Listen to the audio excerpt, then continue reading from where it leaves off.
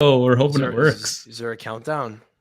I think this is live. It says live on the top, in the top what is it? Top right, left hand corner. I think we're good. I think this is up and going. This is it. It's looking good. I'm just waiting to confirm live on YouTube. Give it a few seconds.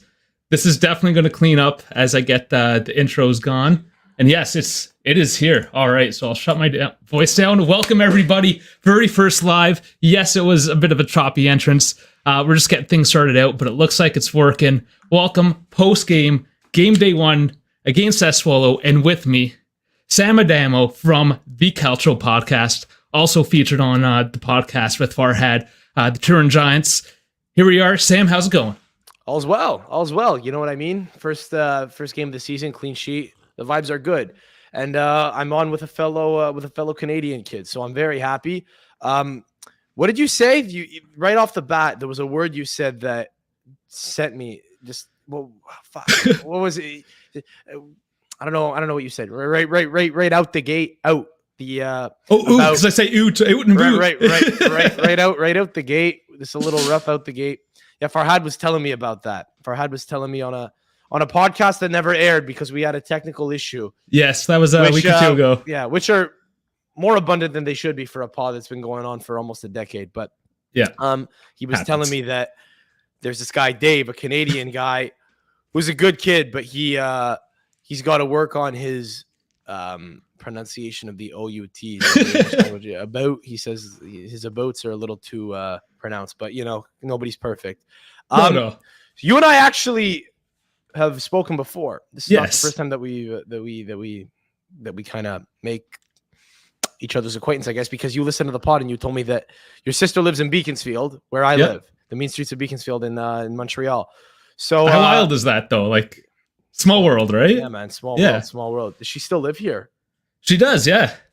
And you're originally from Ottawa. Why don't we give a bit of a background as to who you are, so people kind of might know who I am. I mean, I don't want to be pretentious, but I've been on the pod for a little while. Yeah, I mean, they know you more than they know me, and right. I'm sort of hosting this thing, right? But we'll get to know each other. Anyways. Yeah, well, you are the new face of the channel, I guess. So what's your background? How'd you get to supporting Juve before we kind of get to the game and everything? Let's kind of give people a bit of perspective as to who it is they're watching and listening to.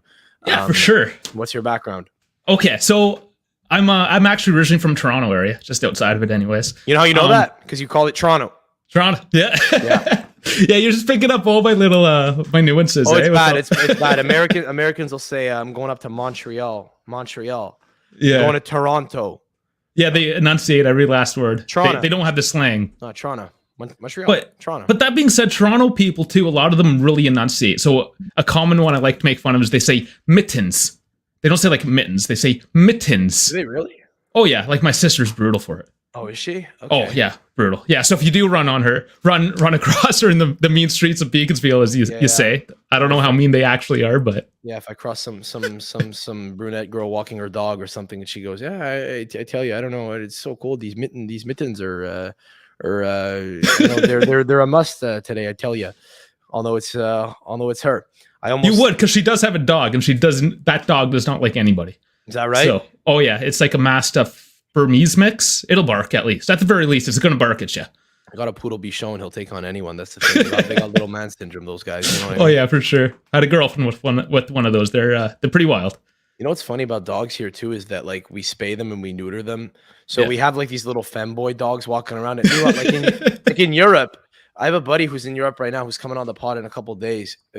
If anyone listens to my pod, it's Nick Geneletti, the guy who started the pod with me before he kind of broke off and left me to my own devices to kind of lose my mind and just become a guy who yells alone in a studio. But basically, he's in Italy right now, and he's telling me how it's just crazy. All the dogs have balls. You know what I mean? Like they're not castrating dogs in Albania or Serbia. Are you kidding me? Oh no. Like, yeah, I guess not. Why do that? Dog is man. He keeps balls. He's virile. We want virile dog. We want the, we don't have for sure. Here. Actually, my dog's about to go into heat. We breed dogs. We breed Labradors. So is that right? Yeah, all my males keep their balls as well. It's a thing we do. Yeah, well, it's kind of bad for business if you start castrating your dogs. Exactly. Yeah, he's still a bit of a wuss, but I mean, he's still intact. He can show it at least. He's all talk. I don't know, man, but you hear that it's it's bad because what are they more aggressive? But like, No, well, what happens if they have their balls and they just like turn into wolves all of a sudden? I don't get that. no, they don't. I mean, yeah, they get more territorial, perhaps, but I think the big thing is they just don't want illegitimate dogs just like all over the place. That's all it is. Right. Yeah, I got you. Yeah, Whatever. God forbid that they exist in the wild. You know what I mean? We got to keep these animals domesticated and controlled Yeah. and subservient. With chains around them like it's the slave trade or something. Correct. Exactly. Yeah, but we won't go down that rabbit hole tonight. Right. That's yeah. Already, eh? See, this is it. Just a couple Canucks, and we already get political on it. Adrien Rabiot is like a castrated dog. Yeah. If Vidal's like a pit bull that's still got his balls, you know what I mean? Rabiot's a castrated dog right there. He's like a French poodle who has no balls. That's a good take, actually, because he's got the size. He just doesn't have the spunk. Bremer's got the balls. Oh, yes. You know? Yeah, he's impressing. Vlahovic, Serbian, balls. Yes. Balls, no problem. Yeah, he showed it today, eh? That penalty he earned there? Yeah. That was huge. Moise Keane, castrated. He's castrated. he's too much of a pretty boy. You know what I mean? You could do this all day. He's got the dings, though. What do we think of this first match? 3-0 Sassuolo. I mean, Sassuolo are a team that we should be beating on paper, but they've caused us problems before. They've kind of always been a bit of a wild card because they subtly bring through a lot of really good players who years later we look back on and say, "Oh shit, he's he's a product of Sassuolo." Oh Christ, we didn't know at the time how strong a player he really was. Think of that guy Hamid Traore, just for example. You know what I mean? Scamacca's in the Premier League now. I don't know. Even Fratesi is a guy who they sent out on loan for a little while, but when he kind of came back, he last year he was a mainstay. You know, he looks good. Shot for the Italian national team. Yeah, gets forward well. So they're a team that not to get super meta here, but they're a team that does well to put out a competitive side every year, and often it's kind of done in such a way where you don't necessarily expect them to come in and do a whole lot, and then they're good for a surprise here and there. So it's good, it's great to beat them 3-0 at home. You need to beat them, but also let's not like diminish the accomplishment. Clean sheets have been hard to come by for a little while. 13 now, games, I think it's been. Yeah, very tough. Yeah, very, very tough. So that's good right out the gate. It's weird because every year we kind of trick ourselves into being optimistic, particularly for whatever reason, right? So when Andrea Pirlo came in, it was, well, you know what? This could be a great narrative. Mauricio Sarri kind of drove us nuts. If it works out with Pirlo, it'll be great. We trick ourselves into it, right? Or it's fan optimism. Yeah, you're right. Or last year, Allegri's coming back. This year, look at our signings. We've done good activity in the transfer market. You don't really know until the season actually starts. So now that it's started, it's a game in, whatever. Give it a month before you'll kind of get an idea as to how much steel they've got, how much ability they have to maybe kind of grind out some tougher games, because those will happen too. But I like it. I like the energy. It's hard not to be happy after a 3-0 win. There were a couple of chances that Sassuolo could have taken, maybe, where we got a little bit lucky. But like overall, I think a few guys passed the test right off the bat, which shouldn't really be a surprise. But like Di Maria, first game. Yeah, I mean, but did you expect? That's the thing. Did you expect it to that level right off the bat? I don't know. You kind of have to be cautiously optimistic, I guess. But he's a guy who's been around, man. What's he going to be intimidated at playing for Juve? He's played for Madrid, PSG, and Man United. Let's get into the World Cup final.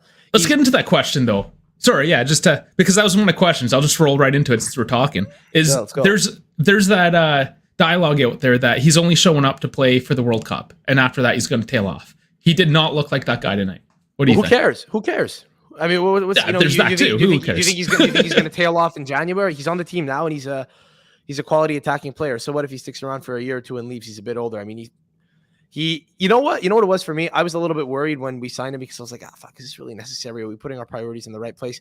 Listen, man, he's tried and tested. When Argentina killed Italy in the what was it called? The Finalissima back in June. Yeah. I was like, okay, that was hard. I'm sold. Yeah. Yeah, exactly. I'm sold. It's not like I watch a ton of matches at PSG, right? I don't watch a lot of the French league. You see most people international don't. competition. He's a name that you kind of recognize, right? But yeah. But to kind of recalibrate and say, okay, you know what? He still moves well. Once a guy crosses 30, we tend to think it's over. Not necessarily. And depends. Yeah, but well, that's the point. That's the point, right? He's not there yet. Great. He's a guy with a lot of experience, and I don't want to throw out the cliches, but it's relevant. It's relevant. You know, he's not going to have to come in and kind of recalibrate and readjust life for a club like this. Like Filip Kostic, for example, is a guy who's a veteran. He's a bit of an older guy, but he's played in European finals, right, with Frankfurt. That's great, or a European final. Yeah. Let's not forget though that he's never played for a club the size of Juve, so you don't know how that's going to go. Angel Di Maria has, frankly, right? So you have to look at that and kind of say, how's he going to adjust to it? Now there's the case of different pace of different leagues, but I mean, he looks to be dangerous right off the bat. So I'm happy about that one in particular. And I think it might be I think he might be I don't know. If it continues and he stays healthy, which is a big if. I mean, he had to come off with 20 minutes left. It is the style he plays. He is a bit of a lankier guy. He does kind of get knocked up sometimes. Not pregnant. He gets knocks. He gets knocks.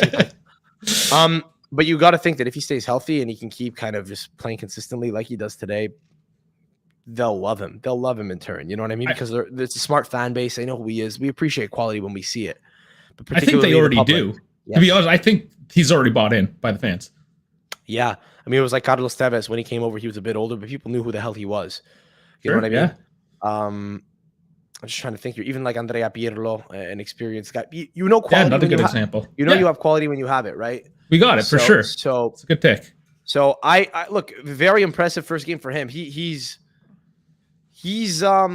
what's great about him too is that like Vlahovic is a guy who's very opportunistic. Yeah, he's a horse. Yeah, he could run. Yeah, he could. He's a little bit younger still, so he's almost still coming into his frame, which is very impressive as is. He's a physically strong guy who could bully guys, but he's opportunistic. He gets into the right place at the right time. You need guys who are a little bit creative out on the wings to kind of create that. And Cuadrado's kind of been responsible for too much of that for a couple of years, in my opinion. The last 2 years, Juan Cuadrado has had to do way too much on the right-hand side, and that's kind of and it's worn him down. Breadbasket. So I think it's promising. It's super promising. Yeah. I mean, I bought in just like everyone else did. He completely dismantled, I want to say like half the pitch. He covered half that pitch. I like and just dismantled it. Counterattacks as well. I like and his backtracking. Like he was on the counter track after winning the ball defensively.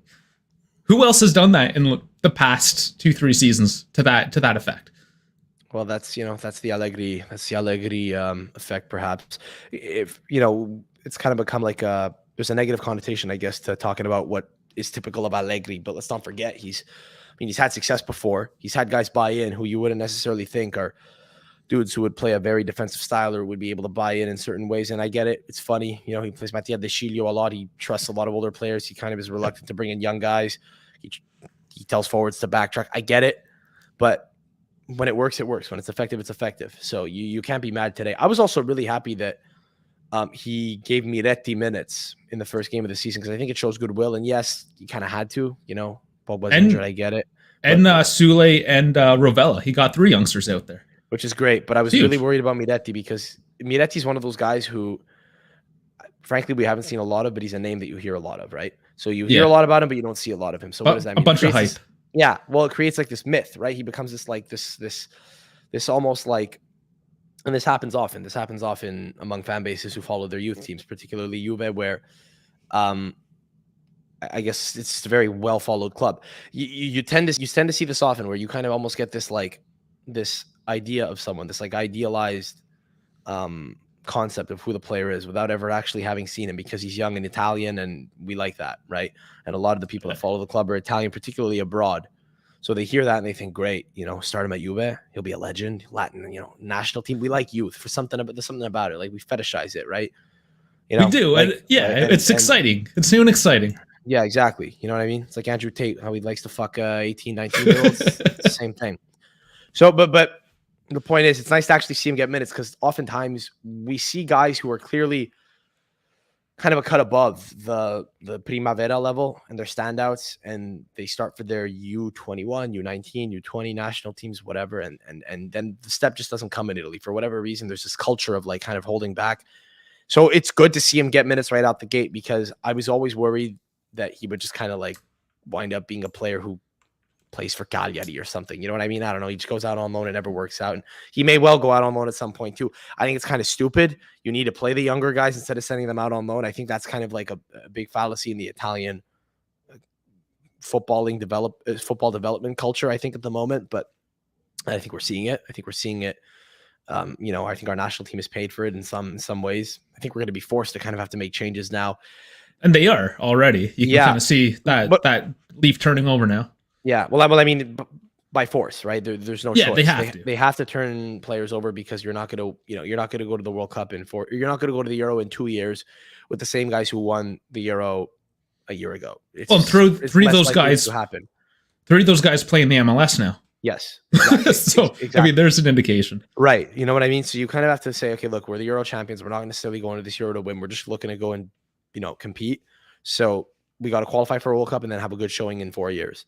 That's the big thing. So I think with that understanding, I think it would be great if every coach in Italy could kind of take on this, particularly the Italian coaches, right? If you buy into the Fiji cheese kind of notion that, okay, we got to bring younger kids through now.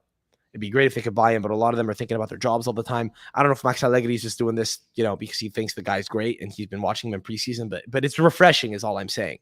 I think people who are listening are going to be nodding their heads in agreement here because, I don't know, Fagioli and Rovella in particular impressed me during the preseason. I think they're very similar in a lot of ways, but I kind of was. I would ask myself, why am I excited? Am I excited because they're young and because I've heard these names for the past couple of years and because I'm idealizing the idea of having them play for us, or do I like what I'm seeing? I really think it's the latter, unbiased. Just they're good on the ball and they're composed. We like to see creative midfielders who read the game well, and when you see that, it's exciting. You would hope that they'll get a chance. Pogba being out, maybe they give it to them now. But I also think our midfield's kind of lacked the ability to possess dominantly over the past 2 years in particular.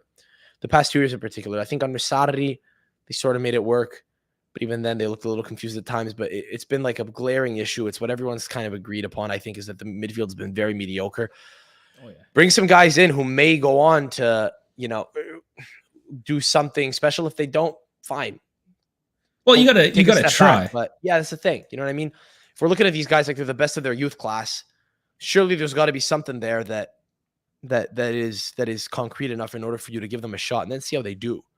So I like it from Allegri right out the gate, just because it's unlike him. I was pleasantly surprised about that.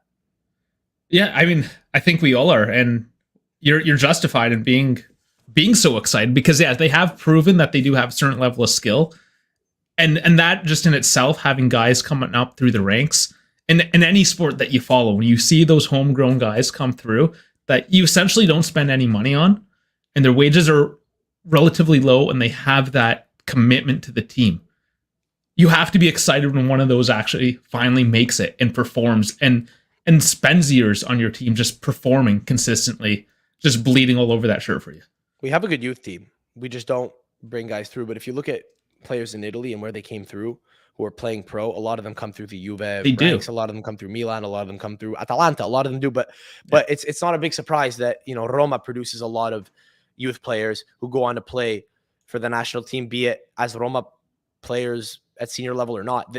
The academies pump out good players that are well funded typically, right? Particularly ones in big cities. It's no surprise that Rome has a good system because there are millions of people that live in that city. It's not a big surprise, right? So, Lombardia, same thing, very populated region. It's not a surprise that you have a lot of clubs that pump out talent from that area. But again, the issue is not whether or not we have good homegrown players that exist. It's whether or not we can bring them through to that next level. And I get it. Rovella was not a homegrown guy, but it's not the point. The point is it's true for people that you recruit from rivals in the league or people you bring through from, the age of 8 years old. It doesn't matter. The point is once they get to being young adults, you want to be able to kind of test them. Yeah. In real settings. They're youth prospects, regardless of where they came from. They're still your youth prospects. And we are testing them. Yeah. I have a theory too, that if you send a guy out to City B for a year or two, it's just going to shoot him in the foot, man. It's going to be a little bit tough mentally to kind of get over that hump, because I think it's almost as hard to break into a Serie B team as it is to break into a Serie A team if you're a skilled guy. if you're a forward, you got to score goals. Okay, goals are harder to come by at the top level. Go down to the second tier, build up your confidence. Fine, I get it, but if you're talking about a midfielder, man, I think you just need the guy to play and get touches on the ball. I think by doing that, you kind of like become better at reading the pace of game and like understanding how to play against men. So the physicality, yeah, for sure, it's huge. So for that reason, just what's the fucking point of sending them down to City B if you could just keep them in? You can try to give them some minutes. There's also no major expectations this year. Allegri last year was kind of expected to come right back in and win the title. And I think we saw, okay, we're far off of that right now. We need to just kind of recalibrate a little bit. I don't like the word rebuild, but you don't think there's still a lot of pressure to get that title or a Copa or just anything to pick up something this year? I think if they finish second or third, and they're with it, they don't lose any stupid games that they shouldn't lose, really, right? He's fine. If they make it to the semifinal of the Champions League and we finish third place, it's fine. He's good. We're building towards something. I believe that. Real Madrid don't win the Liga all the time, but they're competitive in the Champions League and they have their priorities straight. They know where the bar is. Now, again, that's a high pressure job and sometimes it eats managers alive, but it's not necessarily. I don't know, man. I think a lot of fans are probably going to be are going to be shaking their heads in disagreement about this. You know what I mean? Thinking, no, I want to win the title. I understand that, but we have to be realistic here, right? Like, we don't know for sure that we're the best team in the league, right? We may very well be based on the acquisitions that we've made, and we'll know in a few months, but we don't know that right now. And last year we definitely weren't. So to expect a team that was not the best in the league last year to go on and win the title this year based on a few arbitrary notions like they've signed this guy or that guy, like we don't know what that means right now. So for that reason, I think you kind of have to give a little bit of a chance to the head of the ship to just experiment a little bit. So it's good to see him get young guys in. It is. So is it too early for predictions then? Do you think, or do you know where? Surely it is, but we could do it anyway. I mean, if things change. I mean, no, this isn't like putting money down right now, but Mercado's not even closed. We've got a couple weeks left. First game. Throw out a random prediction that probably means nothing at this point. We'll be in the pack. I mean, it's not a crazy prediction, but I think we'll be in the pack, and I think it'll be tight. I think it'll be tight just because the playing field seems to be really level right now. Based on today, we seem with it. Based on today, we seem with it. I like the defensive line as well, though. That's the biggest issue. Is I think we concede a lot of stupid goals. Yes. Or we conceded a lot of stupid goals last year in particular. Which we almost still did, but didn't, luckily. Yeah, how do we like Perin, by the way, in goal? I've always liked him, and he had a great game. I don't hate him. Sorry, did you say you hate him, or did I miss that? No, I said I don't hate him. I don't hate him. Okay, you don't hate him? Yeah. I don't hate him. He's good. I like his personality as well, but he could easily be a starter, and he was a starter.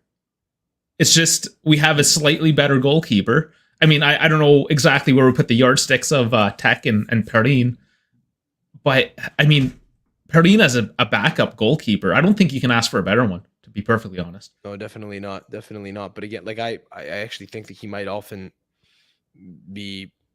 I don't think he's ever really going to make a stupid mistake. He just doesn't do that. He's consistency, he's safe hands, and he's good with his feet too, which is big. Yeah, he actually reminds me of Buffon with his feet. Buffon wasn't the best with his feet, but he would always make a decent first pass out. Yeah. I don't know what it is. I'm not comparing him to the best goalkeeper of all time. I'm just saying. No, of course. He has this weird open. It's very relaxed, arms almost extended, just a little doink with the. You can tell he's thinking. He's taking that extra half second just to think about where the ball's going instead of just tossing it away. Yeah, and again, for a backup to have that sort of consistency in that thought process, it's amazing. I think for a backup to do that. What was the issue there that led him to start? Oh, Tech's got an injury. I'm forgetting exactly what it was. I want to say a groin, but it's just a minor injury. I think muscle that's keeping him out for a couple weeks. Okay, yeah, no. Yeah, nothing huge. Yeah, dude, I don't know. The season snuck right up on me, man. I'm barely It's earlier. August 14th. Yeah, I wasn't ready for it, man. I wasn't either. I was at the cottage with my family. I finally got to see my family together for the first time since all these lockdowns and whatnot. Oh, Jesus, really? Yeah, so I'm rushing back home last night, and I spent the whole day setting up for our first live here, of course. So holy shit, you really, you guys really took it seriously. Yeah, well, well, both my parents, and this is not to get the sympathy card going out there, but both my parents ended up getting cancer through this whole thing. And we just had to keep them locked down. And my sister's a nurse, and she had to obviously keep yourself isolated from everything. So, I mean, yeah. it is what it is. Yeah. And I had to keep on working. I'm essential services myself, so I just got to keep on going at it. And that was it. We kept our family safe. And I mean, you take those opportunities when you can. But like I said, this isn't all about me and my sorrows at all. Things are good. But yeah, it snuck up. It's August 15th and a Monday of all things. Next week's a Monday too. Killing me here, but hey. Yeah, I'm gonna be. Yeah, I'm really pissed off. I'm gonna be off in Italy next week, and I'm leaving the city of Florence the day that they visit Fiorentina. So I'm just missing that one. Yeah, just missing it. But probably for the best. Probably for the best. They really don't like Juve in that city. They really don't. No. You know what I mean? I think I've talked about this on my pod before, but I've had a tough time watching Juve play away before. I saw them play Lazio in the the Supercoppa final 5 years ago, almost to the day. They lost it to Lazio, and I think we were down 2-0, and Dybala scored 2 goals in the second half late to equalize, and we thought we were sending it to extra time. Felt great. And Alessandro Murgia scored in like the 97th minute or something. I was in a Juve jersey in Rome. I was in the away section. My father and I went for a bite. And when we stepped out of the restaurant that we went to, this random trattoria that we just came across, like a few, maybe 100 meters from the stadium, maybe a kilometer from the stadium, we were kind of in the end of the restaurant, so we couldn't hear any commotion going on outside. We stepped out, and there was this like little piazzale that apparently, and I learned later, was kind of the hub of where the Lazio fascist ultras all chill and flares. Yeah, apparently like this. I was speaking to a couple of buddies of mine who are Lazio fans who like know about this place. We were there. Packed. They just won a trophy. I'm there in a Juve jersey. People are hauling bottles at me and shit, thinking we're gonna get stabbed. You know what I mean? It's wild. I know. You know what? I haven't experienced that. I just want to go just in the face of danger one time, just to see what that's actually. Just to get that rush. It's a real thrill. It's a real fucking thrill. Yeah. Yeah. Speaking of which, I'm just gonna throw a quick shout out there while we're on the topic about being on the ground. Our guy Kevin McIntyre. If you haven't seen his little short yet. He's on the ground in Turin. He's got more footage live from the game today, so stay tuned. We're going to be pushing that out this week. He's a season ticket holder, right? That's awesome. He is. Yeah, this is huge. Very cool. No, very cool. Other takeaways from the game here. What do we think about how the team is going to look once we get some of the guys back from injury? I mean, Federico Chiesa is not even. He's my favorite. So that's a Chiesa jersey. Yeah, that's a Chiesa jersey behind me. I don't typically get the names on there. It's just, I don't know, something about that kid. Love him. So I got the number 22 back there just to throw my support. I can't wait for that guy to come back. I think he's absolutely dynamic. If he comes back healthy, man, with Di Maria and Chiesa on the pitch at the same time, just watch out. Massive. I kind of liked, who I did like? I enjoyed watching Filip Kostic come in at one point. I really did. And I think it's nice to see. It's nice to see a guy who isn't necessarily being brought in for a name or for the fact that he's a freebie. I know that sounds really simplistic, but if we bring in so many guys on frees now, there was obviously some, and he's not a young guy. It's not like we're thinking, okay, a lot of upside here, we're gonna flip him. No, it's like we got to plug a hole right now. Yeah, down the left channel, and I'm glad that he got minutes right out the gate too, because again, he didn't play a ton, but I liked seeing him out the gate because I was a little concerned that he might be like kind of surplus to requirement. I don't know. Just it feels like he could wind up really nailing down a spot on the left-hand side at one point this year. There's not a lot of goodwill toward Alexandro anymore in particular. I know he's more of a wing back. He's not a pure fullback. Kostic isn't, but yeah.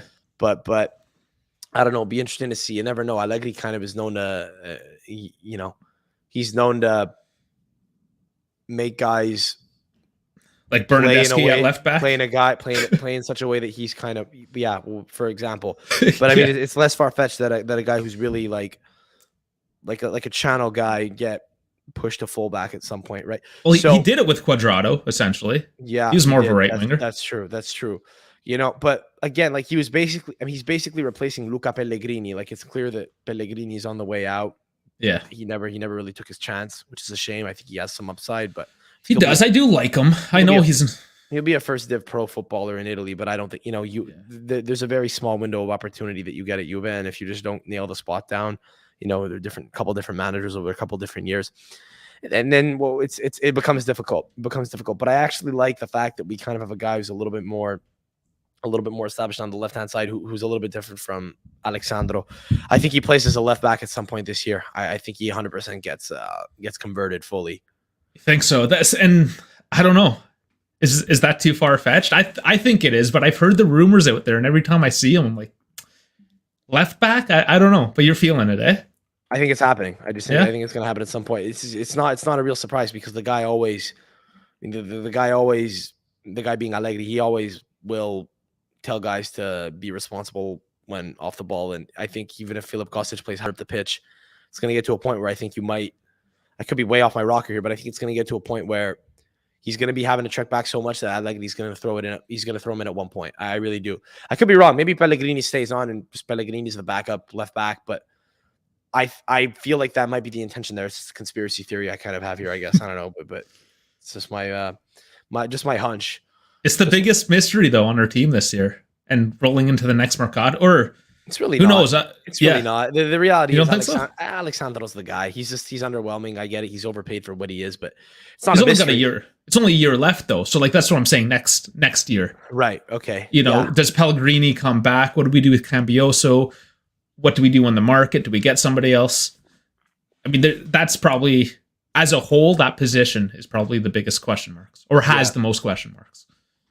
Yeah, we've not had a lot of clarity at the fullback position for some time, man. I don't know, since Lichtsteiner left, the right back role's been kind of like up in the air. We've had Cuadrado kind of fill in, and he's done all right, but again, he was kind of converted to be a proper right back, and I get that he did it a little bit at Lecce, but I think he was always a guy who would go higher up the pitch, man. I don't know. He's definitely offering more than Mattia De Sciglio is. I mean, that's for sure. But again, this Mattia De Sciglio is a guy who's relatively consistent, who you slap in there because you know what you're going to get out of him. But true, I don't know. Like we kind of got teased with Joao Cancelo, and once he left, it just we never really kind of got a guy who's a proper right back who can play that modern way. I would have liked to have seen Destiny Udogie. I mean, listen, everyone would have left back, but not to kind of lament signings that didn't happen or that clearly aren't happening anytime soon here. But that's what I would have liked. I was excited about that a few months ago. But with the team we have now, I think there's enough depth though that we'll be able to kind of mount a good run here, because I think that was also an issue in the past 2 years in particular. I mean, I think under Andrea Pirlo it was criminally bad how few options he had in certain key positions. Yeah. So I don't know. Just a lot of new faces played today, and you can't really besmirch. Is that the word? I don't know. It works. You can't really be mad at anyone after the game today, bro. It's one of those things. No, for the most part. I mean, yeah, I think it's happy, positive performances all around. Could you pick up anything like egregious other than a couple little slip ups? But I think there might have been a couple of opportunities that we gave Sassuolo that you don't want to give them. But listen, man, it's a 90-minute match. It's a 90-minute match. It's going to happen. But it's the type of thing that you definitely don't want.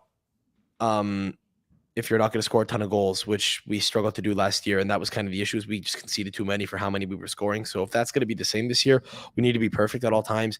So, I mean, other than a couple of maybe like defensive miscommunications, I wouldn't be too mad, but it is going to be, it's going to require, I don't know, man, you need to kind of be perfect in order to have a clean sheet. Sometimes you can get lucky, but if you consistently want to be putting out clean sheets, the defensive line needs to be thinking of defense first and only that. And what's really hard to do is when you're a favorite in a match, when you're Juve and you're playing Sassuolo, and you still keep focus for 90 full minutes and don't make any stupid mistakes. So we saw a couple of them today that we could have paid a price for, particularly in the first half. Whatever, I think Defrel had a really good chance that he fucked up. But like, if anyone's played football at a relatively competitive level, sometimes if you're up against the wall and you're playing a much better side, that everyone has to buy in if you want to like keep a clean sheet or kind of keep a game tight. I think that the way that Allegri plays, or the way that Allegri wants his side to play, which is to say relatively disciplined and then and be quick on counterattacks. He's very adamant on that, right? Like anytime you get a ball, play quickly, play it forward quickly. I think you need to kind of understand that you need to be okay with oftentimes conceding possession against sides that are of similar skill set. And as a result, those are the games, those are the big ones where you really can't afford to make any mistakes. That's all I'm saying. So, Gregoire de Frel is a guy who's kind of become a Serie A mainstay, but he's not going to be as clinical as Romelu Lukaku probably will be, right? In a derby. So it's relevant. That's all I would say. But it's the first game of the year, man. New defensive line. Bremer playing with Bonucci for the first time in a competitive game. You can't be that mad. I wouldn't say anything super egregious really stands out, but just another day at the office today, man. But that's a good thing because we, I think, encountered too many games last year that should have been that were problematic. So is it the most exciting? No. Is it fun when you're embroiled in a 1-1 tight game where you get an equalizer late on and then you get a winner late to win 2-1? Yeah, it's exciting, but it's also not sustainable. So it's a long season, right? That being said, today, like, those exciting games are great and we all love them. I'm thinking like Roma last year, that basically that shootout that they had. Yeah. But too many times last year, there was that heartbreak or just that tension, that stress. Today's game, it was just so refreshing. We got our goals. We put them in. For the most part, we stayed concentrated. Yes, the couple slip-ups that we discussed, but yeah, you know what? They locked in after the 65th, 70th minute when they made their changes, and we knew that we weren't going to be as dynamic, putting in some of the young guys, taking off Di Maria, who was the dynamo in the match today. Yes, but then I just sat back and just chilled out for half an hour, and it was good. It was cool. yeah, it's nice. It's nice. There's some value to that. You know what I mean? Particularly if you're going to be playing a game on a Sunday, you just want to kick it and do nothing. It's nice as a North American who just sits back in the afternoon. I get it's a little bit weird for Europeans or people in other part of the world who have to get up at all hours or who watch games late. It's a different vibe. But listen, for us as North American fans, it's great. You know what I mean? Chill Serie A game against a side you're supposed to smoke and you score 3 goals and you concede done. Kick it with a beer on a Sunday. I get it. That's nice. This is one of those games. That's just what it is. Happened to be on a Monday, but this is just one of those games. There's nothing more to it, man. Very simple one. Yeah. There's going to be a lot more. There's going to be a few games where we're going to have to yell and where we're going to have a lot more, material to talk about. But it was a good start. 1 of 1, great, perfect, small sample size, top of the table. Let's roll. You know what I mean?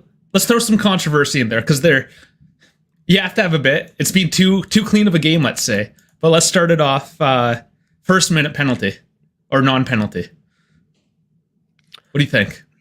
Football's random. Football is random. Football is. Listen, it's hard to get mad about decisions anymore because VAR. Yeah, while it's frustrating at times, I mean, it's about as close to perfect as you're gonna get now because you do have video fucking review. It was touch and go, but. What are you gonna do? I wasn't especially mad about the call, but the decision, but it was a little soft. My only issue, and like you said, random, is I've seen those being called, right? Like I've seen it called for less. Yeah. So why not today? But then that second penalty, I mean, was that a penalty? It was soft. Here's what you want, man. You want consistency within a game. What's gonna be hard is to get referees who kind of unanimously agree on everything across all matches. As long as you have consistency in one game, then great. But that's kind of like the knock on VAR, right? Is that it allows these people who are watching the game up in the sky to kind of like impose their sort of arbitrary, though it's not supposed to be arbitrary, but their arbitrary interpretation of the law, and they can be as much or as little of a stickler as they want. So you could have an old school guy who's like, that's fine, let him play. And you can have another guy who says, listen, like, I'm watching this right now. It looks worse in slow motion too, or it looks worse when you watch it 4 times over. So it's just one of those things. I don't care. I'm gonna be very honest with you. I don't care to talk about calls much anymore. Unless it's a fucking egregious play that costs you a game. I think it's a tired point of discussion. It's gonna happen almost every game that a fucking that a penalty shout is maybe legitimately or not is claimed by one side, whatever. And that's sort of, you kind of touched on that, like, depending on the outcome of the game, if we ended up losing this or tying it, I bet you everyone be losing it over that non-call. Well, yeah, no kidding. And that's sort of the problem, right? Is that we as fans just kind of lose it when it's going against us in that way. Yeah, what are you gonna do? First minute of a game. Yeah, and first minute is probably why. I don't know, bro. You know, refs are human beings, man. Psychology, who the fuck knows? Is that banging coming through? Yeah, what's going on? Oh, is that a dryer? No, so we actually have our 3-year-old niece over. We've had her for a couple weeks, and she's going at it right now. So sorry about that, guys. She's just having fun, I'm sure. You're fired. She's gone tomorrow. I swear, it's better after this. She's just losing it. She's sleeping on the couch tonight. Unacceptable. Yeah. I don't know, man. It's the first minute. Like psychology is a real thing. Refs are human beings, and you're reffing the first match of the season that Juve is playing, and you award them a penalty. Like it's you. I don't know. Just I think they're aware of the wrath that they might incur if they call a penalty for or against Juve in the first minute of Serie A game of the year. That's just my 2 cents. I don't know. No, that's definitely got to be part of it. It happened so quickly. It was a little soft. Yeah, I can see that human aspect from the refs. Like, do I already cause this controversy right now? Yeah. You can't be mad at the game, man. You know? No, and the refs did do a good job overall. Yeah, no, easy money. You know? Yeah. Good first live in the books. And that's it. I think we take these when we can, when we could just shoot the shit. Yeah, okay. Here's what I observed. Here's what you observed. There are going to be games where you're more upset coming in, man. Just wait till the Champions League comes around. Like, Yeah. If you're planning on doing a few more of these lives. We will. And just so you guys know, I mean, we're doing the live post game. I know everyone else does that live post game. We're going to give you so much more this year as well. Like I said, Kevin down on the ground. We're going to try to do some specials. We're going to switch it up for sure. But when we do talk live, this is the format I like. That's why I asked Sam on this first time. I've been listening to him for a few years now. I know he's going with the flow. I know he's a paisan in both Canadian and Italian senses of the word. So yeah, no, this is good. We want to keep it free flowing and fun. So by all means, join on in when you can and ask your questions and banter, guys. Like, I love the banter. I want you guys to start hitting at me with some silly stuff because that's what makes it fun too. Yeah, let's go. We should make it a segment every week. Just talk about who had balls, who didn't. You know, who looked castrated, who didn't. Are you able to like highlight a comment as the top dog in this stream? If you go to the comments, are you able to kind of like throw one up on screen? It's cool. I don't know if I have that set up yet. So it's cool if you can't. So Nickette in the comments is saying, "Don't wear your Juve jersey in Florence." Don't worry. I don't do the Juve jersey at all anymore. I can't do it. Yeah, there we go. I can't do it. I don't know, man. I not to shit on you who's wearing a Juve jersey right now on the stream. I'm a scarf guy. I don't do the jersey thing anymore. I'll do the tracksuit. I also find it weird to wear the jersey of a guy younger than you. I can't like mentally get to that place anymore.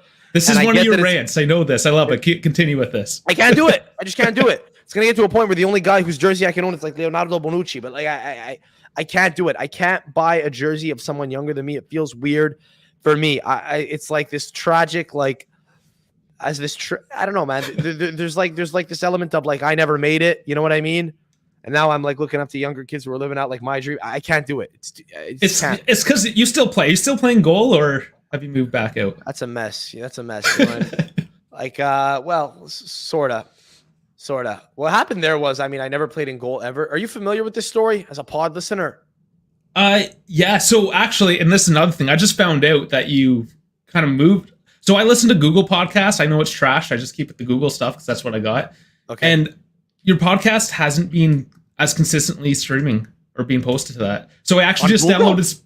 Yeah. Your last one is, I'd have to check again, but I just downloaded Spotify to try to catch up on your podcast here. Oh, well, but yes, but I'm going to have to look into that. Yeah. Just make sure, of course, because, I mean, technical issues, things change. Anyway, so but yeah. No, I mean, I'm still playing. I mean, I'm retiring probably at the end of this season, but I had a good run. But again, like, it feels weird to wear a 20-year-old shirt for me. It feels weird to wear a 20-year-old shirt. But I'm not a big jersey guy, period, though. I don't buy the jersey anymore. I can't wear a jersey out in public, you know, like I'm not an immigrant kid in Marseille in a rap video. You know, And you know, it does depend. strange. Like, it's strange. So this is a Canadian thing, I find too. So I don't know. You guys can throw out where you guys are all coming from. Obviously, we're Canadian, and you probably all know that soccer, football, we call it soccer here, not super big. Like, I have to explain to people at work what Juventus is. Because I live especially in small town Canada, nobody knows. They might know Manchester United, those guys. Nobody knows Italian soccer. Yeah. So to be just like walking down the street, this is actually the first time I've worn this jersey. And Gotcha. this is 3 years old now? Listen, man, I get it. I get it. People do it. It's a thing. It's a thing people do. It's fine. I'm not afraid to show my colors. I have a Juve tattoo. I just don't love the jersey thing. I just don't love the jersey. It's not for everyone. Yeah. Animesh says Sam would definitely wear a Venezia jersey. He's a big fan. I wouldn't give that club. I wouldn't work for them if they paid me. I was gonna say because you have a beef. I was gonna say I wouldn't spend a penny on them. I wouldn't wear a jersey of theirs if they paid me. I would make a big to do of it just to say they tried to pay me. I refused it. They're done. Yeah, no, I don't. It's just we're having fun now. We're having fun. I mean, you know, what am I gonna do? What am I gonna do? Shit on the City of B team? What the fuck?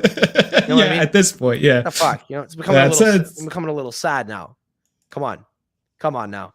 Is there any chance we see a Rovella, Fagioli, Miretti with Locatelli?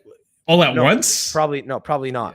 You can't. No, I don't know of a system where you could fit 3 central midfielders in together. But I also this is interesting. So again, this is this is that fetish. This is that fetish for Italians born in the 90s, right? Or younger Italian guys. And I get it. Like Locatelli's he'll be 25 years old this season. He's not a young kid anymore, but we still kind of think of him like that because you remember when he scored that goal for Milan against us a number of years ago. Big up Minnesota. But no, I don't think it happens that the 4 of them play together. Will 3 of those 4 ever play together at any point in time? Perhaps. I would be surprised. I would doubt it. I mean, it depends how well the season goes or how badly the injuries are, right? It depends who's healthy and how well they're playing. But I think if you get those 3 guys, I think if you get any 3 of those 4 guys in together, I think it's too much of the same. Physically, they're all the same or close to it. They all move very similarly. They're like creative box-to-box guys. I don't know that any of those guys could be like a dominant regista type. I don't think that any of those guys have enough steel to be a ball winner. They can have bite to them, but none of them are going to physically boss the midfield like McKennie might. McKennie's better at winning balls shoulder to shoulder, for example. Yeah, more physical. You know. That being said, if we were playing like a Copa game against a team that came through from Serie B, let's say, I don't know, let's throw out who's in at this point for this year. Have you been following the round of 64 and 32s here? For the upsets, Jesus, yeah, I don't know. If we're facing Modena or something, I don't know. I mean, maybe. Again, who the hell knows? What am I going to say? Yes or no? I don't think it'll happen. No, I think it's too much of but not even because of the fact that I think that Allegri wouldn't trust them. I think they're too similar. I think if you can get a little bit of a cocktail of a midfield, that's typically better than getting, 3 of the same. But yeah, I mean, I don't know. I think it would be interesting. Yeah, look, for that to happen, I mean, that'll be great news for the Italian national team. As a fan of the Italian national team, or as an Italian, as an Italian expat, that'll be excellent. I wouldn't be mad at that at all. But no, we kind of have to manage expectations a little bit for those guys. I think if they can get they can play half the minutes this season, that'd be terrific. Yeah, better than being out on loan where. Who even knows? And I'd rather them be a part. I'd rather them be a part of the fray and training with the big boys. I'd rather that. I'm pleasantly surprised that they are. Is it too late? Is it too early? Excuse me. Will one of them go out on loan at some point in a week? A good chance. Who knows? I don't think so with the injuries we have, man. I think there's an understanding that Pogba is going to be an elective player. He's going to be a luxury that we play whenever the hell we can, whenever he's healthy. When we play Inter, for instance, yeah. Yeah, but I also it's not just that. He'll play whenever he's healthy, but I think it's just that he'll play whenever he's healthy. I think we need to have a bit of depth here. So again, if Allegri likes what he's seeing in these kids, fucking keep them around. Great. It's good news, It's good news. So Dave, before we wrap here, what are you most excited for this season? Not just as a fan, but in doing this thing, because this is new to you. Yeah, this thing. Yeah, I mean, I'm what are so you most excited about for the channel here? Because people know the podcast. Yeah, a lot of people are probably not watching live now, and th're going to be maybe like checking in on like replay, in the coming days. which is fine. But let's. So are you excited to do the live thing, or is it the other cool stuff? Because I'm not even fully aware of what some of the creative things you guys want to do are, and maybe you want to keep some of that in the back burner. Great, but yeah, what are you most excited about? Not everything is fleshed out. I did throw. You guys can check it out too. It's about a 10-minute video where I was super stiff. I mean, I like this better, as you can tell. I'm a lot more free flowing. If you watch my pre-recorded one, I'm kind of stiff and just staring at the camera the whole time. But I do explain a few things that we're looking at. So this is good. I love the lives. I just love just shooting it with fellow Juventini. And I'm gonna, man, that this is probably what I'm excited about. I want to get people involved. Like this here, it's kind of me, you, and we look at the chat. There's certain methods I'm looking at now to get people into the chat, like voice talking to us, kind of like a radio show, like an old school sports radio show that you listen to on AM radio, for instance, right? That'd be cool. That'd be cool because we'd have a lot of people call in with really stupid takes, and we could then, and we could have a go. So I would love if you could do that. Could we get phone-ins or something? If anyone has, like, if we get like a decent number of people that are kind of tuning in live at any point in time, to the point that a few people would be willing to call, that'd be great. Because if anyone could have the balls to call in, we could then like riff with them, and I can't wait to just hear some of the stupid things that people suggest. I love that. I love that. It's great, and it's gonna be fun for everyone. I'll condescend to you guys. It'll be great. It'll be a lot of fun. Just take out my anger toward you guys.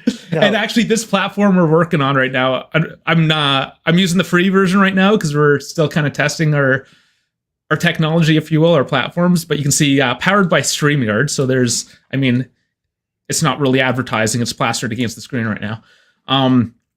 But this is actually looking like a pretty good platform, and it does allow call-ins. So okay, awesome. Okay, so we're gonna have to maybe look to explore that. I'm talking about it on air now, so that when people listen back, they'll expect it. So holding us and this is the thing. Here.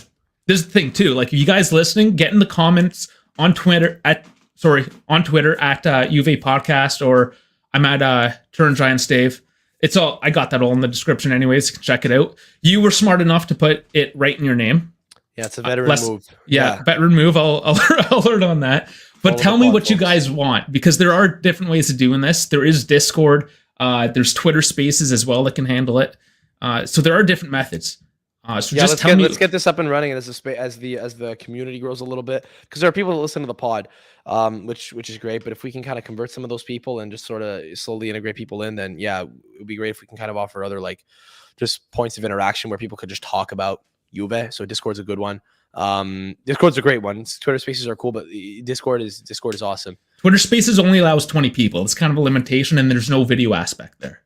So, yeah. Well, for people to participate? Yeah, sure. But now there's ways to work around it. I could make it work, but you're looking at a lot of back end. I like the Discord. So stay tuned. Yeah. Stay tuned. Keep subscribe to the channel if you haven't yet. If you're listening in to the till the end here, if you've enjoyed this little riff about the game, subscribe.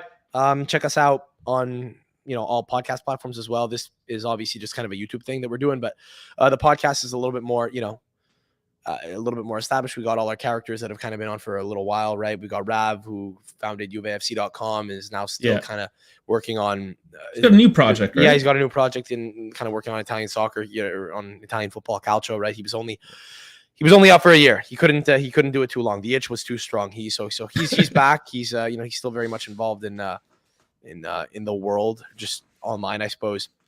And that's it. You know what I mean? I got my pod. Check that out if you want. And Juve, the original Juve podcast, the Turn Giants podcast, is available on all listening platforms. So go riff. Go bump it. Go bump it. We like to riff and shit. We kind of take pride in the fact that we like to fuck around a little bit, and Farhad gets mad at me for swearing and stuff, and for kind of getting off topic and talking about like a squirrel that I see on like a wire outside my my window when we're potting. He doesn't like to, he doesn't like too much variance. But if you want a little bit more of that, I guess maybe the YouTube channel is it's a blank slate at the moment. So tell us what you want. Tell us what you want and tell us what you like. And I guess Dave's a man of the people. Oh, for sure. This is essentially a fan club. Like, we're in this together. We're all fans. I don't want to sit here and dictate to you guys what I'm still going to tell you. I'm going to still give you takes once in a while, sure. But you're going to get tired of me after a while. You're going to move on No, let's hear what you got to say. Get in there. I want to hear your voice, whether it's text, chat, get in there. I want to, let's do this. Yeah. Spotify Green Room. Whatever. Everything's on the cards. Yeah, everything's on the cards. Everything's possible. Also, just to throw in quickly, get on the Discord, because another thing I'm trying to set up too is some FIFA games with each other, and Discord definitely allows that. Where can people get at the Discord, Dave? The link will be in the description as well. I'll throw it in the chat real quick as well, as of course I don't have it open right now, but I'll get the link for you guys. Check the description. Yeah. The Discord, it'll be available in there. Subscribe or join it, whatever the word is. Good. And also, thank you so much for showing up, for coming in pretty short notice as well. Everything on this channel right now is pretty short notice. We're rolling super quick. That being said, you finally get to see, at least on this platform, Sam's face. I'm going to try to get everyone that's involved with Turning Giants on here. I'm going to get everyone's face so you can actually make that connection. Yeah, you won't get their last names. Half of them want to be semi-anonymous, Dave included. But what the fuck? Sure. You can see what they look like, but you can't know their last name. God forbid. Maybe one day. Yeah, maybe one day I'll do it. But what happened to me? You're good. I don't know. I think that's an omen. I don't know. It's an omen. All right, I froze up. Let's kill this broadcast. Thank you very much, everyone, for showing up for the first time. This has been great. Thank you, Sam. Hit him up at Cultural Podcast, all platforms. Thanks again. Fino alla fine, forza Juve. Good night, guys.